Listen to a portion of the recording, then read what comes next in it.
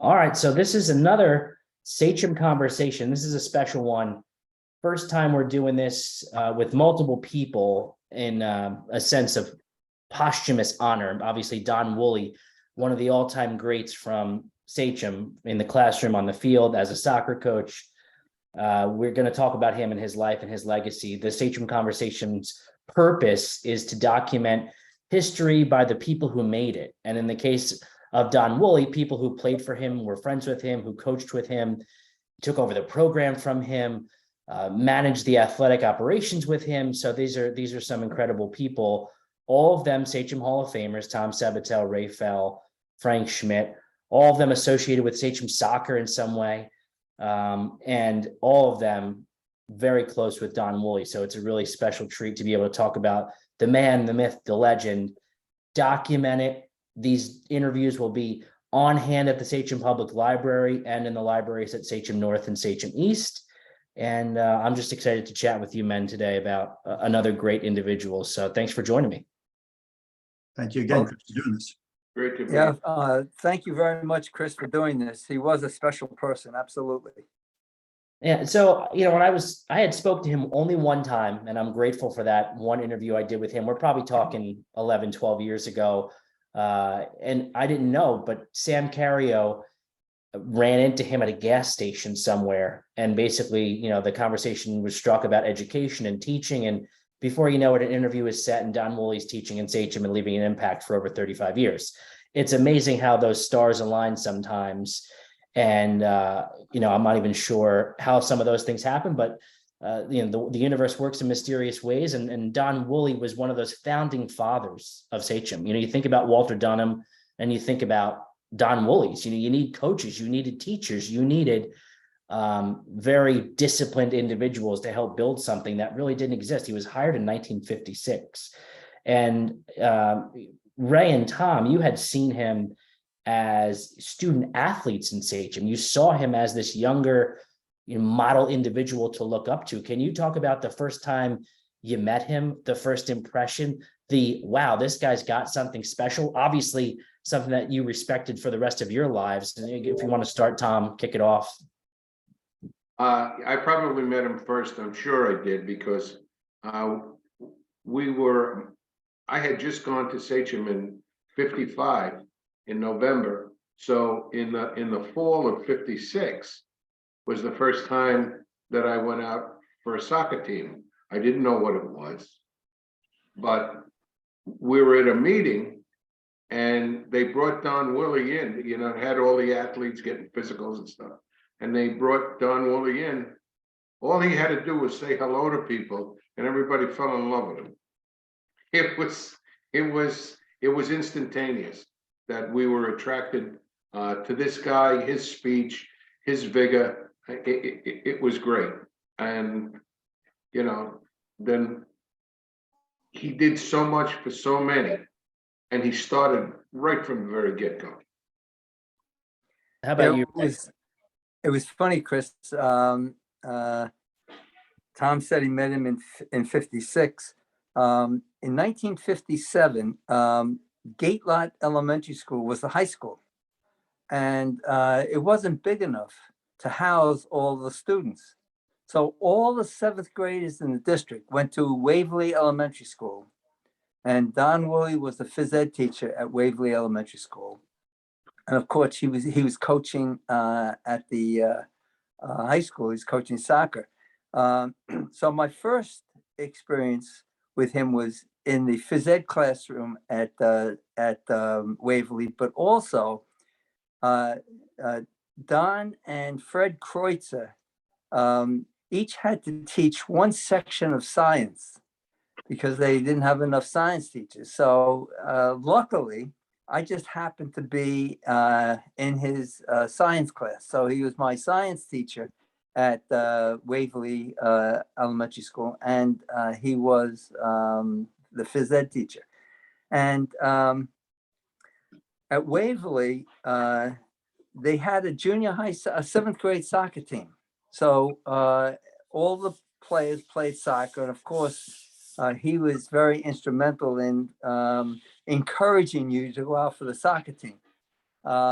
So he would leave and he would go to the high school to coach the varsity soccer, and then we would be at the middle school at Waverly, all the seventh graders, and we would play inter-school soccer.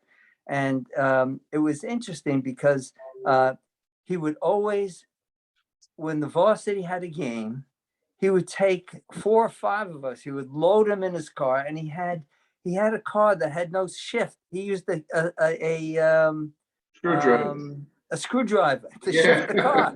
So he would take the screwdriver out of the from underneath the seat. He'd put it in, and he'd take us up there. We'd watch the game, and it was great. And in the winter, there was a basketball team. I didn't play basketball. I couldn't play basketball. I had no coordination for it, I don't think. But he would take about 8 of us in his car, and I'm talking about 8 people in this small car, and we'd all jump in, and he would take us to wrestling practice, and we'd practice with the varsity, junior varsity, and they did have an 8th grade team. And we would go every day to wrestling practice. So those are my first memories of him. Very kind to the kids, and very promoting Sachem athletics to the highest point. And Frank Schmidt, I mean, you were young, impressionable, just trying to get your teaching and coaching career somehow, in the shape of feeling comfortable in your own skin. You have a pretty good person there in the building to look up to. Eventually you take over the program from him, inherit something that was special that you kept building on. You have a different perspective on that, inheriting something that he helped build. What was your first impression? What were the first memories you have with Don? I mentioned this once before, I think, Chris, during a previous interview with you, just the way his players related to him, the way they just looked up to him. He was a Pied Piper, I think, kind of like Ray, and Tom, can attest for this. He just drew people towards him, including faculty. I mean, he was like, people looked up to him. He had this great smile. He was happy. He had a great sense of humor. He just drew people in, just on personality alone. Just a strong, positive individual, and one who could relate to teenagers.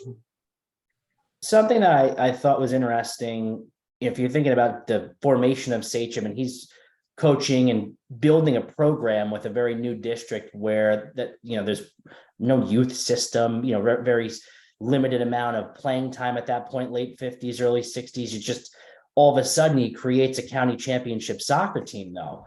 All of a sudden, they're beating Southold for a county title. You're breaking a 22-year unbeaten home streak at Mattituck. These like monumental, if we don't mention them now, they're forgotten victories that are way before any of the other Sachem dynasties were built in other sports. This was the team.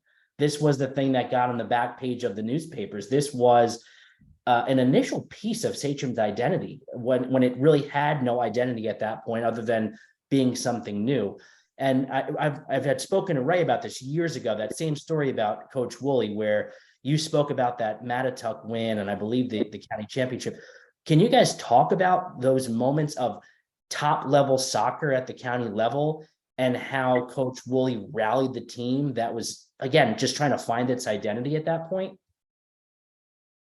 Well, I'll start. I was I think I was the 10th grader at that time, and I was not on the varsity team. I was on I was on the JV team, and he took about 3 of the 10th graders who were on the JV team. He took them with him to that game, and we suited up. We were in uniforms.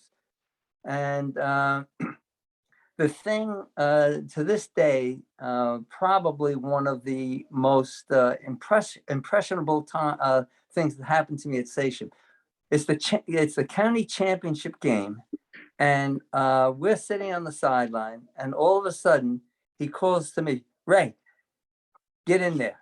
So I go in, and I was only in for about 20 seconds, but I was in the game.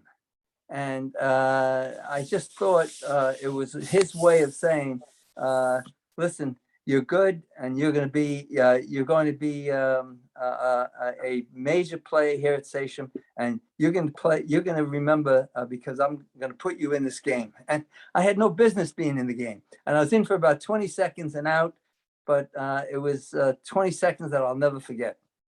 I want to back that up. I think that was a Don Woolley method of coaching. That was his style of coaching that I got to witness in the late 60s, early 70s. He did that. When I was JV coach, Frank, pick out 2 or 3 players, we brought them into the office to meet Don, you're going to go with us to the playoffs. And where the kids saw a minute or 2 minutes, even Don turned to me as a JV coach, as a young kid, said, which one of these players, I want to throw somebody in right now for like a minute or 2 or 3. And those players just lit up at that moment. That was a coaching technique, okay? Maybe more of a humanistic technique in terms of understanding people, understanding, again, the high school kid. How can I, get this kid to be motivated, relate, and understand the importance of this? What amazed me about him and the different techniques he had, when I was a senior, Ray, what year were you in then? You were a freshman when I was a senior. Right? Yeah, that's correct. Same setup at it. When we started to play varsity, which was my 10th grade year, we never had a losing record. And we were always 1 or 2 games short of being at the top. And we would always lose to South. And we would always lose to Manitoba. Now, we graduated, there had to be about 6 or 7 of us. 3 of us made all county as seniors, plus the rest of the guys that were with us that had played for him forever. And now we graduate, and it's the very next year that he wins the county championship, because the way he motivated kids and how he loses so many and brings in some new ones. I mean, that blew my mind when he had that great a year. I know my cousin was on that team and he played for him. And I came home from school. I came home from Ithaca to go see that game. I think it was at Kings Park. Yep. And more, I guess, on the strategic side, X's and O's, strategic thinking on the field. Where did you guys see him building that knowledge base of soccer and coachability? I mean, he played football in high school. He was a state champion in track at Cranford High School in New Jersey. Where does this soccer knowledge come into with his ability? And by the way, Tony Petillo is on. I see the iPhone on the screen. Yeah, So, baby. well, your video is not on though. If you could turn that on, I'm not sure if you can. And then we'll keep that going. But for Tom and Ray and Frank, where did he build this soccer acumen, or was it just a matter of figuring out how to mold young men, and the sports part of it just came naturally? I think just mentioning like his overall athletic skill. I think he was. I don't know how to do it too. He was a true athlete. I think he simply works at the game. There wasn't much literature, but I think he fell in love with the game, even though he was an all-county football player. And I think that's just Don's style. He was willing to learn, and he got so good that he actually gave a clinic that Dave Rothenberg questioned him, like, why would you do a soccer clinic after you just broke Manitouk's 22-year home? Why would you let the Manitouk coach listen to your, to your clinic in terms of how to play, how to defend, how to set up a soccer defense? And Don, typical Don with a smile, said, I got the Sachem kid. What does he have? It's like, it's funny. The thing that I learned some skills, of course, some soccer skills, a lot of soccer skills from him. But one of the things that I think that he brought to his teams was a toughness. You compete. If 2 of you are going for the ball, you come up with the ball. You don't let him come up with the ball. And very athletic and competitiveness that I learned from him, which was, in fact, it's still today in life. You still have that competitiveness, and that all came from him. You know, I think it best said, and I've heard it from a number of different people. He really didn't coach the game, he coached kids. And like Ray said and Frank said, he motivated people to do as well as they can. Yeah. You know, when we first started out, he didn't know the game, we didn't know the game. We turned out to be a fairly decent product, you know, in terms of the way the game was played. Even in those high heel boots that we had to wear. How about Frank, when you were being groomed to eventually take over the program, what were those conversations like? You know, when did he say, this is your thing? And how helpful was he? Because he was obviously still coaching and teaching in the building, and he was there and he was helpful. He was a mentor for many years after. How helpful was he for you in those formative coaching years for you, you know, especially when you got the varsity job? He told Dave Rothenberg that he was going to retire. Okay, retire from coaching. Okay, that he was reaching a point. I think, again, I mentioned this to you before. He always said that coaching took 5 years off his life. Again, in terms of how competitive he was, how he wanted his teams to succeed, and he did not have an assistant varsity coach for several years. And he asked Dave Rothenberg, the athletic director at the time, preceded Tom, that he wanted me to be his assistant varsity coach. And I think that he was setting up the transition then. So he told the athletic department, hire Frank, let Frank Schmidt be the assistant varsity coach. Handsome Tony Petillo there. And here he is. He's on video. You're muted. If you unmute, then we have all the pieces in line here. Hey, there he is. Yeah, and I don't know how this background is behind me. I have no idea how I even got on here. It's very lovely. It's fine. You're here. That's all that matters. You guys. That's it. So that's how I got to be his assistant. So I got to spend 1 full year working with him. Got to, you know, instead of just maybe doing preseason practices with them, now I got to spend a good 2.5 months with them on a daily basis. And then when I got the varsity job, I mean, even Dave Rothenberg told me that you know, you're the man. Basically repeating what Don had said, and he came to quite a few of my games the first year. Our first game was against Eastport, and it was a non-league game. It was 0-0 halftime. We scored 3 goals in the second half. Don said, "Frank, what great adjustments you made in the second half." I don't think I made any adjustments, but the fact that it came from Don, you know, that he saw something, that he was supporting me. Even Ray can speak to that. Even Ray and I played senior men's patch hog team. You know, we were well into our 20s, maybe early 30s. He would come to our games. Yeah, he did. Fremont Avenue School. So again, that's Don Woolley. There's no end to Don Woolley. There's a beginning, but there's never an end. So Tony Petillo is on, and another Sachem Hall of Famer, but the son-in-law of Don Woolley. So he has a totally different perspective. Yet, like Don, he spent a lifetime in Sachem coaching and teaching, married his daughter, and has, you know, obviously the utmost respect for him. I'd love to get your perspective. The first part of the combo was some X's and O's, some Sachem formative years, you know, early leader, the first legend Sachem really ever had outside of like Walter Dunham. So you're caught up, but now we're talking about the man. And so, you know, what did this guy mean to you? What was your first moment meeting him? Probably, I guess, as a student, right? Yeah, I was a sophomore in high school. You get your schedule, and then, you know, everybody's schedule set, you know, phys ed, Wooley. It was like, we thought he was the only guy going to be there. But when I met him, the best thing about him was his openness, friendly to everyone, just welcoming. He's a welcoming guy. So I wasn't a soccer guy. I was a football kid. But everybody from top to bottom, whether you were an athlete or just a guy that was just, you know, there to get the class credit, or he just welcomed everybody. I'll share one quick story about it. So, you know, he always competed with everybody.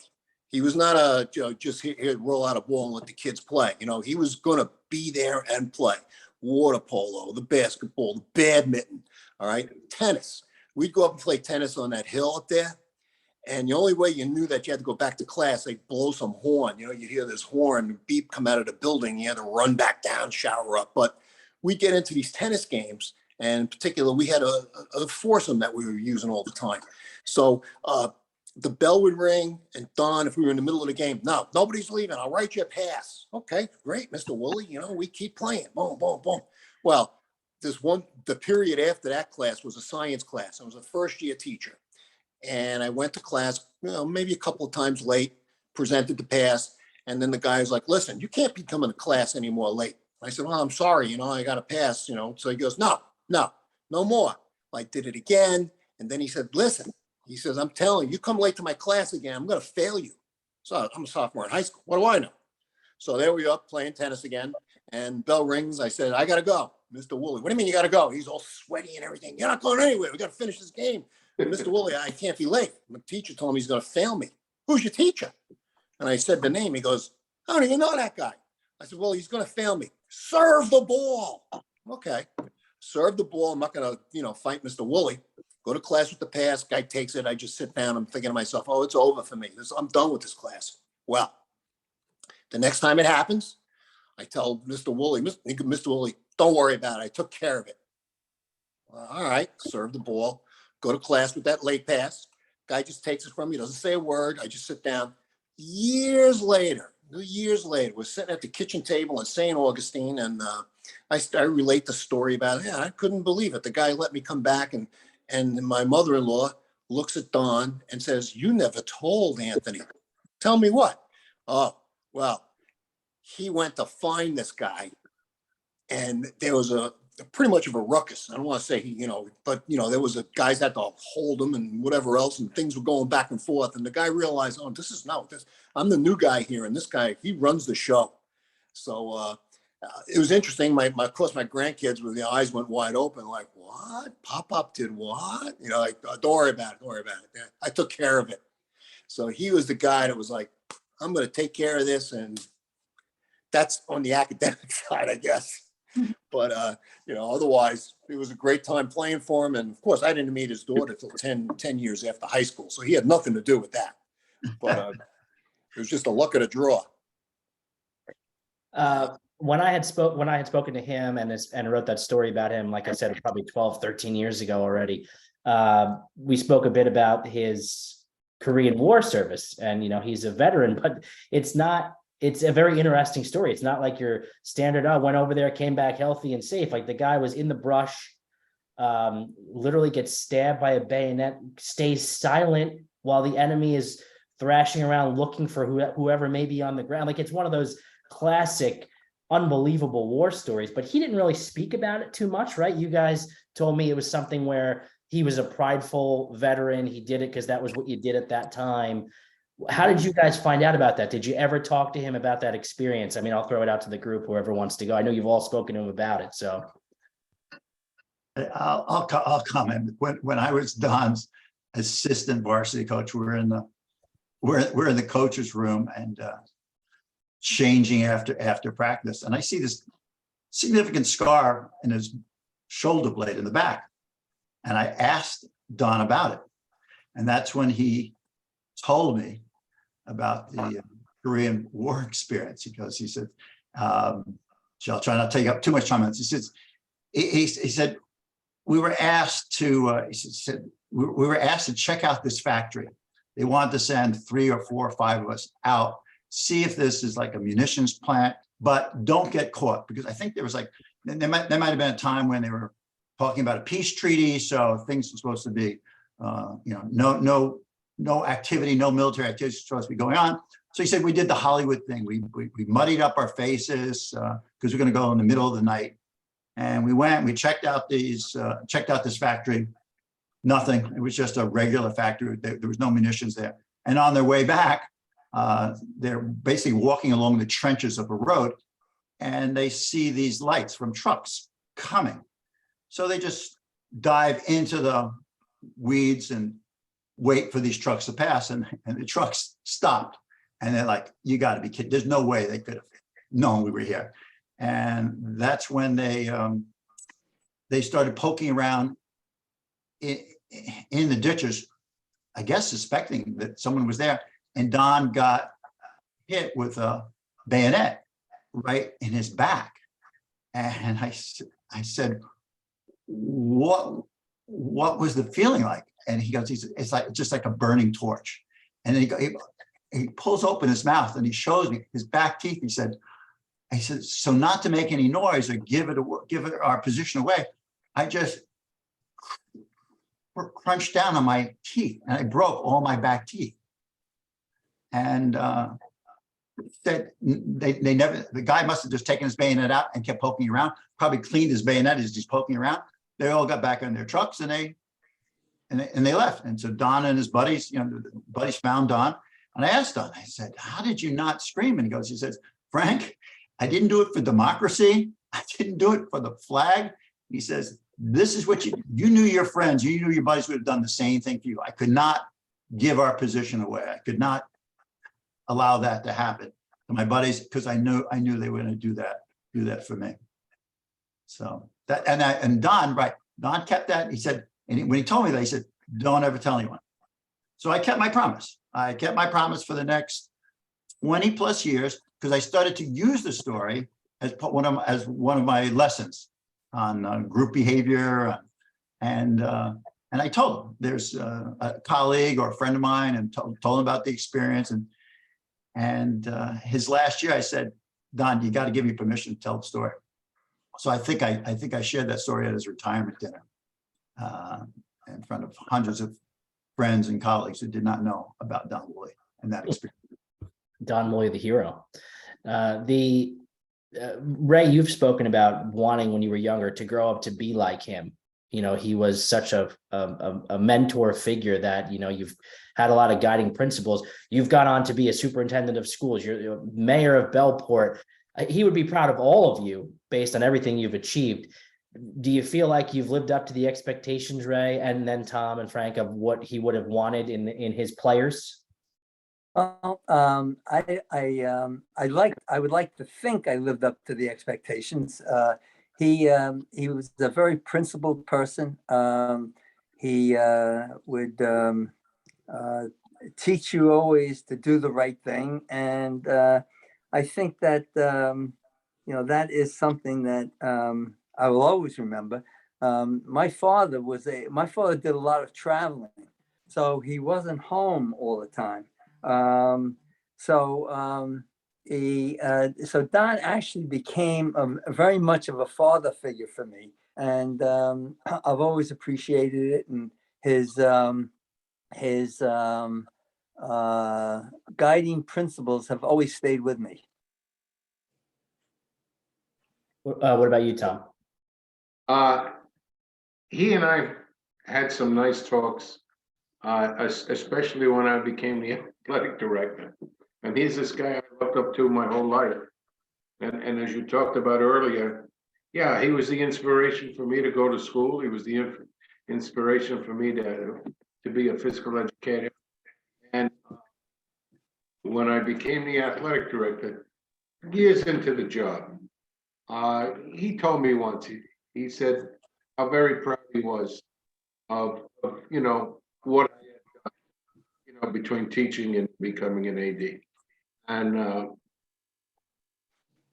that I was really touched. I was really touched by that. It was like, the person you look up to gave you some praise. Wow, that's terrific.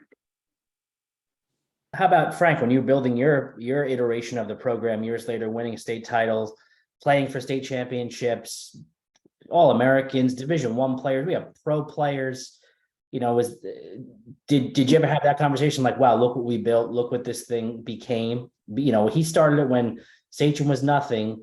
You made it bigger and better and stronger as the enrollment got bigger. You had the bodies, you cultivated a program. I always like to use the word program. It was everything he would have wanted and imagined, and he was able to see all of that, which is great. Did you ever have that like fulfilling, wow, look at this thing, we really built something here? As far as when it comes to Don, again, I think Don's his demeanor, his personality, his modesty, he complimented the program, saying, Frank, he took it to another level. But and the cliche is, you can only take it to another level if you've got a foundation. And Don built the foundation. Go back to Ray and Tom. 56, 57. He set a tone with his personality. Again, can't get away from that. His love of kids. I mean, he was, of all his hats, I mean, between coaching and teaching, I mean, he was a senior class advisor. The first 15 years of the Washington trip, that was a Sachem unique characteristic. Every senior was going to go to Washington before he graduated. Don went on every Washington trip. The first 15 years, unpaid chaperones. He was, it was a little bit of a sacrifice there going on, and that was Don Woolley, and that was the joke from the president of the union when they got that in the contract, that if you were going to chaperone, you were going to get paid. And he looked at Don Woolley and he goes, "Sorry, Don, we couldn't have done this 15 years ago," while you were going on every trip with the kids. And Tony, I mean, you got to play for and coach with Fred Vaccaro, and you got to be around Rick Mercurio and some big names that had a big impact. Did Don ever give you coaching advice? Did he go to the football games and the lacrosse games, and obviously supporting everything that you did, but did he ever give anything to you from that, advice perspective about things to do with not X's and O's, but more so on the human element, interpersonal element with student athletes? It was more like the human element. That would be the description of it. He never coached anything for me or gave me advice about that, but always about people. Just that he's a people person. So my experiences of that, a lot of experiences after high school, coming back, working, meeting other alumni who played soccer for him from the 60s. Every time, I work at Sachem, and then, I mentioned that, that I married his daughter, and it was like stories just flowing out of these guys. And whoever I ever ran into, I would tell him where, he lives in St. Augustine, you should look him up. Guys were like, "Really?" I was like, "Oh yeah." I can't tell you how many guys that I said that to, that when they traveled down to Florida would go through St. Augustine with that phone number on a piece of paper, call him up, and then just go over to his house and spend an afternoon there with him. I mean, the list is endless. There's one guy, Ira Gafarian, Tom, did you know Ira Gafarian? Oh yeah, well, he played. I told Ira one time, I met him in a parking lot somewhere on Sunrise Highway, and somebody introduced me to him. I go, "Ira Gafarian." I go, "You're Ira?" He goes, "Yeah." I go, "You're a legend." He goes, "Huh, legend?" So, and I go, "Yeah." I go, "My father-in-law tells a story about his kid falling out of a tree on top of your head during a halftime talk." And the guy just like broke down, was like, "Oh my God, I remember that," and because he would bring him over to that tree by the side of the soccer field for the halftime tirades. And it was Chris Wooley up in the tree, and he, dropped down on this guy's head, and Don just went off on that. And they had they went out, they won the game, but no, just, put face after face, guy after guy, when they knew where he lived, and they would go down there and, on their way through Florida. I said, "Just call him up." And he was always welcoming. We were very happy to see those guys. Personal. Yeah, so I guess the final question, and each of you can answer this, is he would strike me as the person that wouldn't talk about his own legacy, that any great legend, if you will, never does. They let people like me help craft that with people like you. So how would you put into words Don Woolley's legacy in Sachem? What does he mean for what has happened here? How do we perpetuate that and keep his legacy alive? And what does he stand for? And I'll start with Tom. To me, he was the spirit at Sachem. Ray mentioned earlier that everybody knew everybody. It was exciting being we weren't in elementary schools anymore. We finally had a high school. There was a lot of spirit that was around. Well, I want to tell you, Don Woolley was the spirit in athletics, no matter what you played. He fostered He fostered competition every single day in everything that you did. And to me, like Ray said, we still live that way, most of us. You know, Chris, when he retired, I talked about him, and I ended by saying Don Woolley is Sachem. And it's just like Tom said, he's the spirit. He was the spirit of Sachem. He was Sachem. And for many, many people, their high school experience was so much better because of Don Woolley. And Frank? Yeah, I'm listening to Ray and Tom and just trying to add to that. Two things. One, again, if there's a theme to this discussion, Don's interpersonal skills extended also to the faculty. Tony gave a great story about dealing with a first-year teacher, but Don was loved and admired by teachers from every different department in that high school that I taught with. It wasn't just a phys ed guy. He was not limited to that. People saw him in the hallway, smile, he had a smile back, and there was always some sort of comment or social interaction. And I think that's where I enjoyed my 36 years in that Sachem building, and I got very close to a lot of colleagues. And I really think Don set the tone for that. Don, in terms of what was built, what continued, that continued. And talking to other teachers in other school districts and who've commented and heard about Sachem faculty being very close to each other outside the building, they said, we don't have that in our school. And I think Don deserves a little bit of credit for that, forming that relationship that I'm sorry to use that cliche, it's been used many times. We're a Sachem family. That's how I know the staff felt about Don. And my comment when at that retirement dinner, similar to Ray, was when I stepped away from that dais, I said, Don Woolley's retiring, but I'm Don Woolley. He's a part of me now. And Tony? Well, to follow, hey, I spent my high school years there, came back and started teaching there. And for the next 37 years of my teaching career, everybody knew Don Woolley. It weren't just a soccer, wrestler, track kid who he had his hands on. It was everybody, top to bottom. Even like Frank said, even the staff. It was like he was Mr. Sachem in my estimation. And for many years after that, we would sit there and talk. He always had a little sparkle in his eye when he spoke about Sachem. He loved being there. He just loved it. He loved the camaraderie. He was Mr. Sachem. So yeah, he spoke about all those years and coaching, and whether it was Ray or Tom or the names go on and on. And he just would sparkle and light up when I'd start talking about those glory years, So no, he loved it, and I know everybody I've ever met and mentioned his name, I've never heard anybody say anything negative about the guy. Everybody loved him. So good man. Excellent. Well, we've said it all. I'm really glad that we were able to do this. Like I said, I've started this with individual conversations with people about their lives.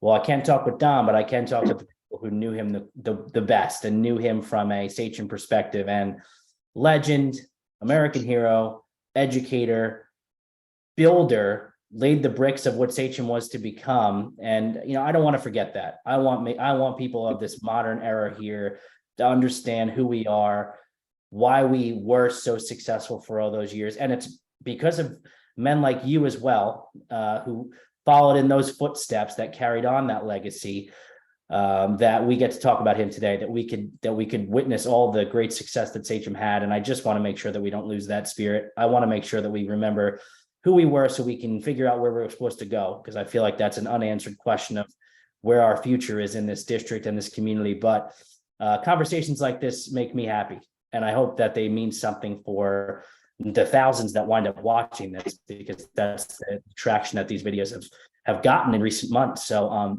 thank you all for everything you've done. Thank you for talking about Coach Wooley, and yeah, go Arrows. Good job. And Chris, thank you for doing it. Thanks again, Chris. My pleasure. Sansi Golf.